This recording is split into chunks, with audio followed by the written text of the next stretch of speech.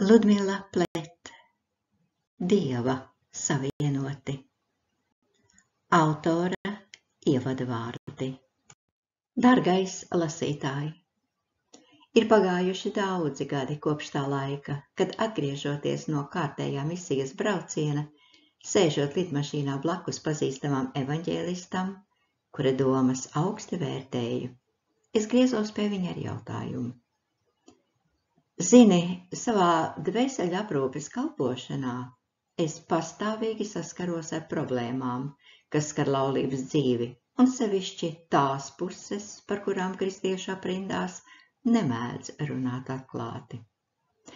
Bet kā būtu, ja doto tēmu apskatītu atsevišķā grāmatā, pasniedzot to Dieva vārda gaismā tā, lai tas būtu pieņemams ticīgiem cilvēkiem? Noskatījis mani ar izbrīna pilnu skatienu, mans saruna biedrs atbildēja. Tas ir, ja es tev pareizi sapratu, tu gatavojies pievērsties kristīgai pornogrāfijai? Šī cilvēka vārdi tik ļoti nošokēja mani, ka saruna pārtraukusi, es nolēmu uz visiem laikiem izmest no galvas savu nodomu un nekad vairāk pie tā neatgriezties. Ja tāds cienījams Dieva kalps tik negatīvi uz to reaģēja, tad ko var sagaidīt no vienkāršiem kristiešiem, priekš kuriem par šo tēmu no laika gala uzlikts tabū?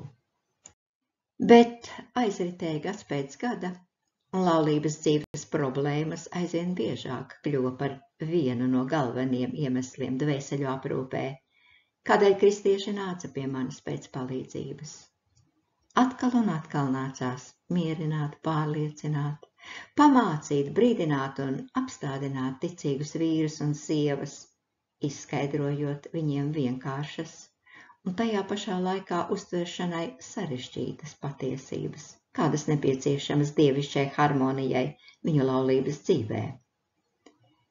Tā tas turpinājās līdz tam laikam, kad nogurusi, atkārtojot vienu un to pašu, beidzot nolēmu pārkāpt savām bailēm un bažām, lai ar tā kunga palīdzību grāmatā, kas veltīta šim tēmatam, atbildētu uz tiem jautājumiem, kurus man uzdod simtiem un tūkstošiem sievu un vīru, kuri meklē izeju no strupceļa, kurā nokļuva to problēmu dēļ, kuras viņiem radās ar savām otrām pusītēm.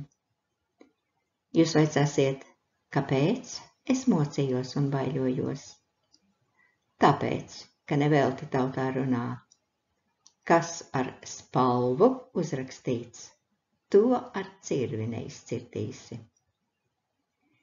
Kad sarunājies ar cilvēku zem 4 acīm, tad izjūti kādā mērā un cik dziļi iespējams runāt ar viņu par šo tēmu.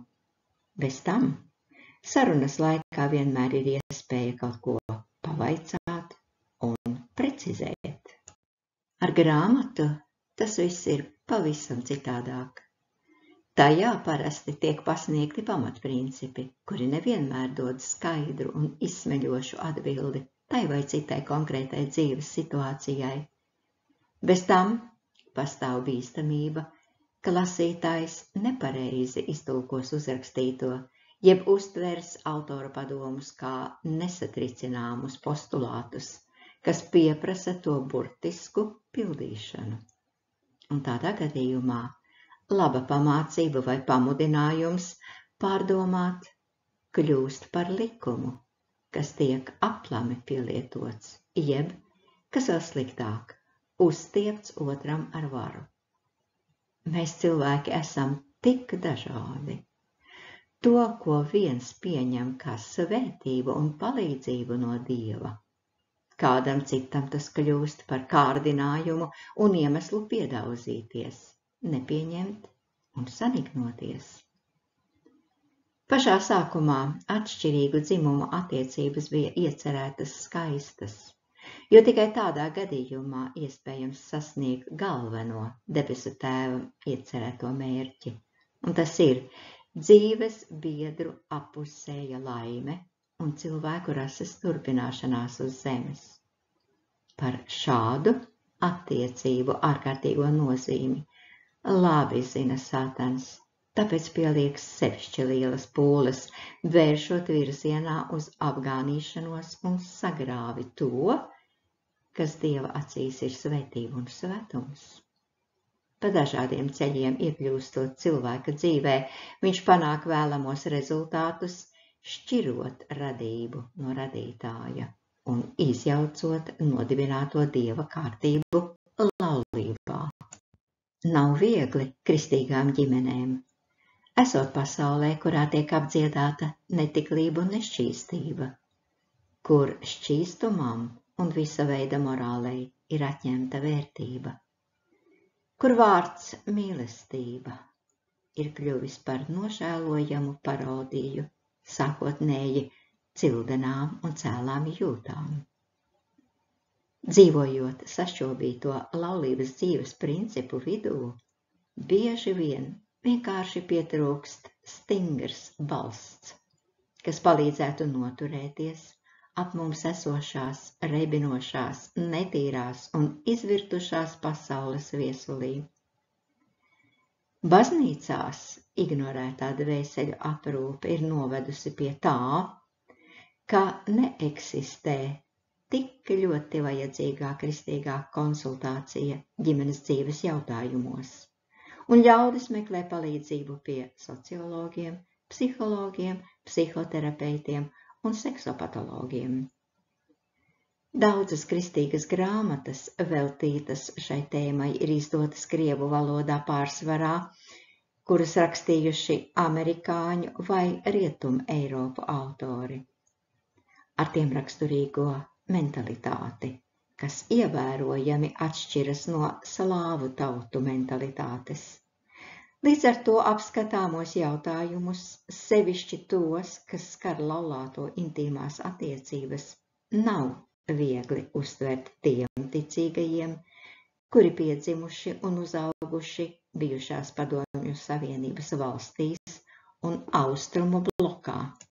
Ņemot to vērā, vēlos apgaismot ar Dieva palīdzību šo cilvēku dzīves jomu, pamatojoties ne tikai uz to, ko par to saka svētie raksti un ar ko man nācies saskarties 25 gadus ilgajā dvēseļu aprūpes kalpošanā, bet arī tajā, ko varēju pati mācīties savā gandrīz 40 gadus ilgajā laulības dzīvē, pastāvīgi tiecoties izzināt svētīgas laulības noslēpumu. Lūdzu tam kungam, lai šī grāmata, kā arī citas sērijā dvēseļu aprūpe, spētu kļūt par to palīdzību, kura vajadzīga daudziem kristīgiem laulātiem pāriem. Lai tas kungs savā lielajā žēlastībā to lieto tā, kā viņu laulības saites kļūtu par svētības avotu gan viņiem pašiem, gan cilvēkiem visapkārt. Ludmila Plet. Ievadlūkšana.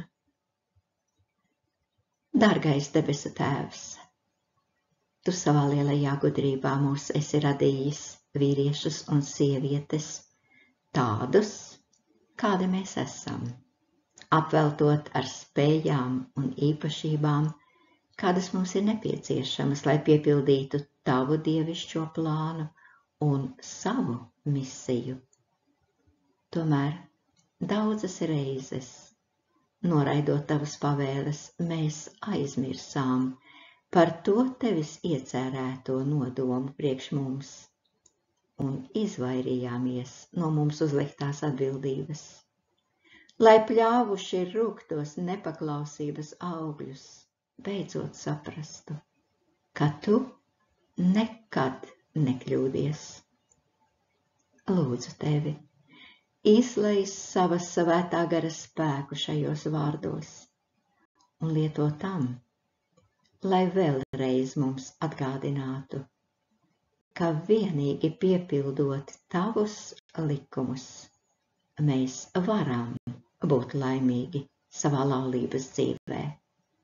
Amen!